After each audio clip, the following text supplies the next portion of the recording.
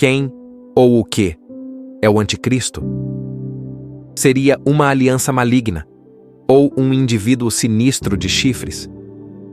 Alguns dizem que sua aparição ainda está no futuro. Outros dizem que ele apareceu há muito tempo, nos dias da Roma Antiga durante João. Mas as Escrituras indicam que ele está vivo hoje.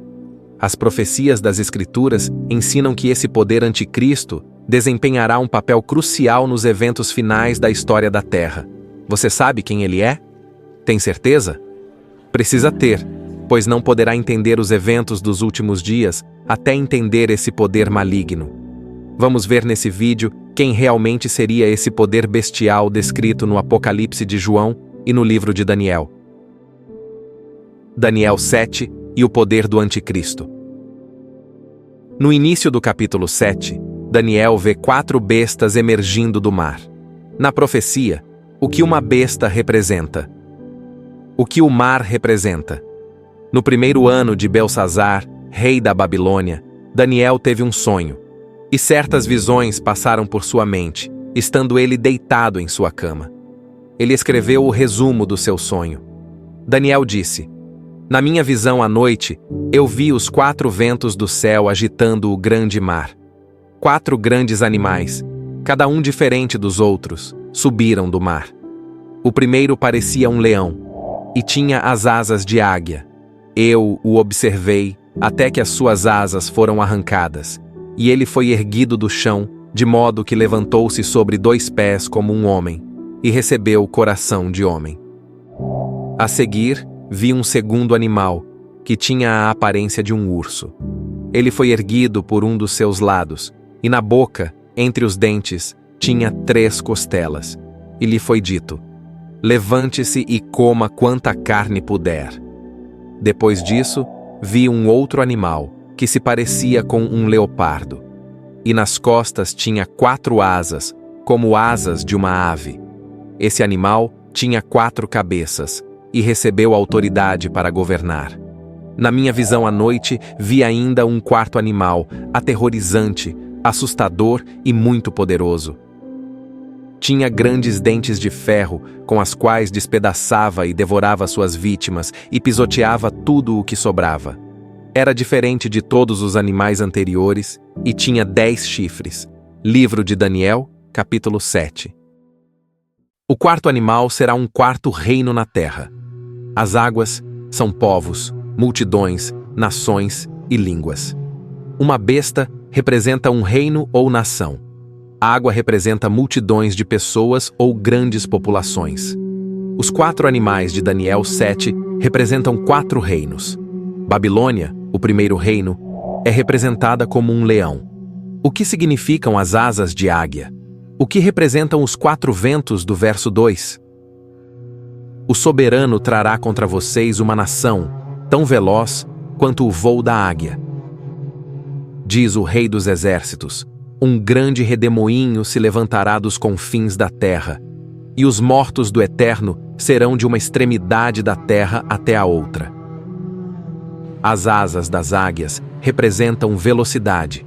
Os ventos representam conflito, comoção e destruição, conforme está em Apocalipse 7. Que reino o urso representa? O que as 3 costelas em sua boca simbolizam? Observe que as bestas no capítulo 8 são paralelas às do capítulo 7.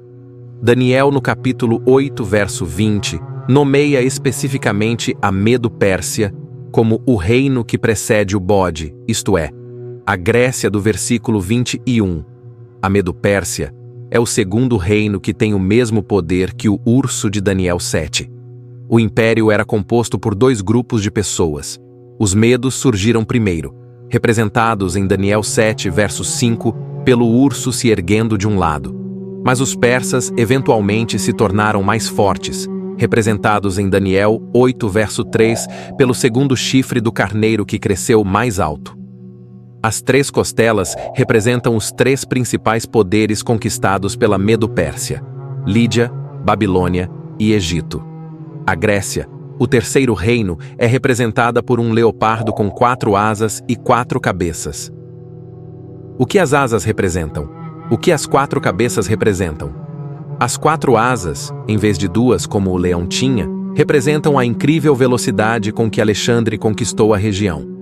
As 4 cabeças representam os 4 generais que foram reis que comandavam essas áreas: Cassandro, Lisímaco, Ptolomeu e Seleuco. O Império Romano, o 4º reino, é representado por um monstro poderoso com dentes de ferro e 10 chifres. Os 10 chifres representam os 10 reis ou reinos, nos quais a Roma pagã foi eventualmente dividida. Esses 10 reinos não são os mesmos que os 10 dedos dos pés da imagem descrita na visão. As tribos bárbaras errantes invadiram o Império Romano e esculpiram nichos de terra para seu povo. 7 dessas 10 tribos se desenvolveram nos países da moderna Europa Ocidental, enquanto 3 foram desenraizadas e destruídas. A próxima sessão discutirá os reinos que foram desenraizados: visigodos, Espanha, anglo-saxões, Inglaterra, francos, França, Alemanha, borgonheses, Suíça, lombardos, Itália, suevos, Portugal, érulos, exterminados, ostrogodos, exterminados, vândalos, exterminados. Na profecia de Daniel 7. O que acontece depois? Eu estava considerando os chifres, e eis que entre eles subiu outro chifre, pequeno, diante do qual 3 dos primeiros chifres foram arrancados. E eis que nesse chifre havia olhos como os de homem, e uma boca que falava coisas arrogantes. O poder do chifre pequeno aparece em seguida. Devemos identificá-lo cuidadosamente, pois as características das Escrituras o identificam como o anticristo temporal da profecia futurística e da história. Não deve haver erro nessa identificação. As Escrituras dão pontos claros que identificam o anticristo. É-nos apresentado 9 características do anticristo em Daniel 7 para que possamos ter certeza de sua identidade. E mesmo que alguns possam achar essas verdades dolorosas, devemos ser honestos o suficiente para aceitá-las como sua vontade revelada. Agora, vamos descobrir esses 9 pontos. A. O pequeno chifre surgiria entre eles, isto é, dentre os 10 chifres que eram os reinos da Europa Ocidental. Portanto, seria um pequeno reino em algum lugar da Europa Ocidental. B. Teria um homem à sua frente que poderia falar por ele. C. Arrancaria ou desarraigaria 3 reinos. D. Seria diferente dos outros 10 reinos. E. Faria guerra e perseguiria os santos. F. Emergiria do Império Romano pagão, o 4º reino. G. O povo do Altíssimo, os santos, seria entregue em suas mãos por um tempo, tempos e metade de um tempo. H.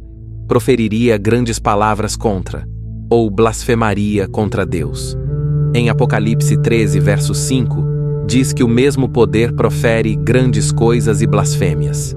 INE. Procuraria mudar os tempos e as leis.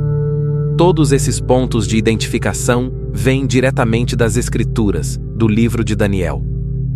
Não são opiniões ou especulações humanas. Os historiadores poderiam dizer rapidamente qual poder está sendo descrito, porque esses pontos se encaixam em apenas um poder, o papado. Mas para termos certeza, examinemos cuidadosamente todos os 9 pontos, um por um. Não deve haver margem para dúvidas.